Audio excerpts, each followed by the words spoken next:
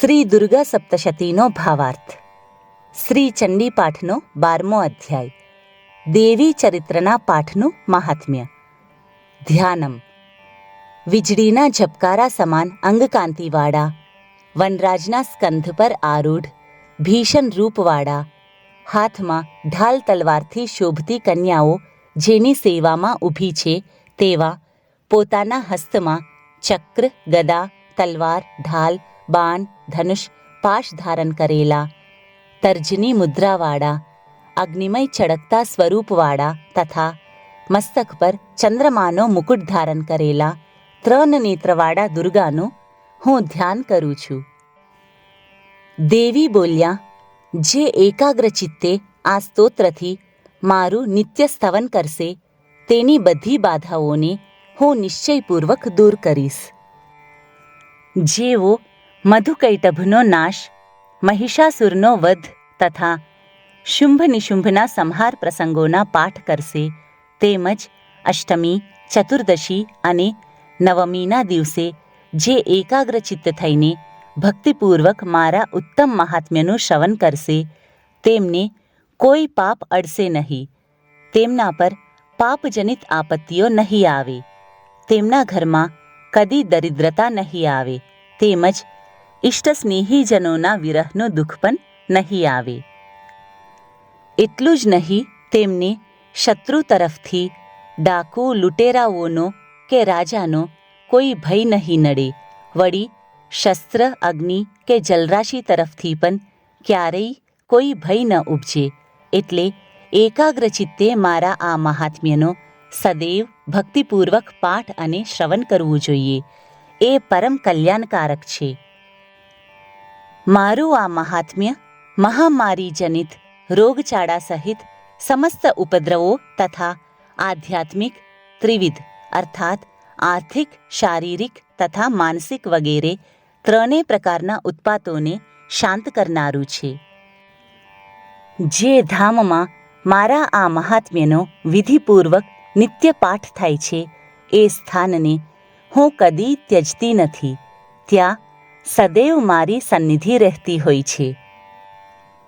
બલિદાન, પૂજા, હોમ અને મહોત્સવોના અવસરે મારા આ ચરિત્રનો પૂરેપૂરો પાઠ અને શ્રવણ કરવા જોઈએ. એમ કરવાથી વિધિને જાણનારા કે નહીં જાણનારા દ્વારા જે કોઈ બલિપૂજા કે હોમ વગેરે કરવામાં આવશે તે હું પ્રસન્નતાપૂર્વક ગ્રહણ કરીશ. શરદકાલમાં જે વાર્ષિક મહાપૂજા કરવામાં આવે છે તે અવસરે જે મારા આ મહાત્મ્યને ભક્તિપૂર્વક સાંભળશે તે મનુષ્ય મારી કૃપા પ્રસાદીથી સર્વ બાધાઓથી મુક્ત થશે તથા ધન, ધાન્ય અને પુત્રથી સંપન્ન થશે, એમાં જરાય સંદેહ નથી. આ મારું મહાત્મ્ય મારા પ્રાદુર્ભાવની શુભ કથાઓ અને યુદ્ધમાં પ્રવૃત્ત સમયે મારા પરાક્રમો સાંભળવાથી મનુષ્ય અવશ્યમેવ નિર્ભય થશે.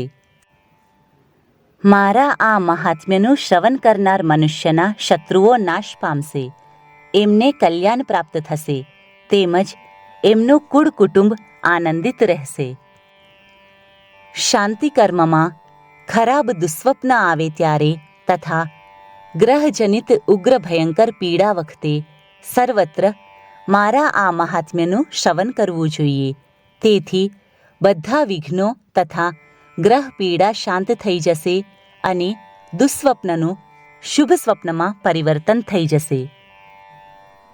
બાલગ્રહોથી પીડાયેલા બાળકો માટે આ મહાત્મ્ય શાંતિકારક છે. તેમજ મનુષ્યોની સમૂહ મૈત્રી તૂટી ગઈ હોય તો ઉત્તમ રીતે મૈત્રી કરાવનારું છે. મારું આ મહાત્મ્ય સમસ્ત દુષ્ટ આચરણવાળાઓના બળનો નાશ કરનારું છે. રાક્ષસો, ભૂત અને પિશાચો તો માત્ર એનો પાઠ કરવાથી જ નાશ પામે છે. મારું આ સદડું મહાત્મ્ય મારું સાન્નિધ્ય આપનારું છે. 1 વર્ષ સુધી પશુ, પુષ્પ, અર્ઘ્ય, ધૂપ, દીપ અને ગંધ વગેરે ઉત્તમ સામગ્રીથી પૂજન કરવાથી, બ્રાહ્મણોને ભોજન કરાવવાથી, હોમ કરવાથી, દરરોજ અભિષેક કરવાથી, વિવિધ પ્રકારના અન્ય ભોગો ધરાવવાથી તેમજ દાન દેવાથી, મારી ઉપાસના આરાધના કરવાથી મને જેટલી પ્રસન્નતા થઈ તેટલી જ પ્રસન્નતા મારા આ ઉત્તમ ચરિત્રનું એકવાર શ્રવણ કરવાથી થાય છે. આ મહાત્મ્યનું શ્રવણ પાપનું હરણ કરનારું અને આરોગ્ય પ્રદાન કરનારું છે. મારા પ્રાદુર્ભાવનું કીર્તન ભૂત સમસ્તથી રક્ષણ કરનારું છે અને મારું યુદ્ધ વિષયક ચરિત્ર દુષ્ટ દૈત્યોનો સંહાર કરનારું છે. એનું શ્રવણ કરવાથી મનુષ્યોને શત્રુઓનો ભય નથી રહેતો. હે દેવતાઓ, તમે અને બ્રહ્મર્ષિઓએ જે મારી સ્તુતિઓ કરી છે જાણી તેમજ બ્રહ્માજીએ જે સ્તુતિ કરી છે તે તમામ કલ્યાણમયી શુભમતી પ્રદાન કરનારી છે.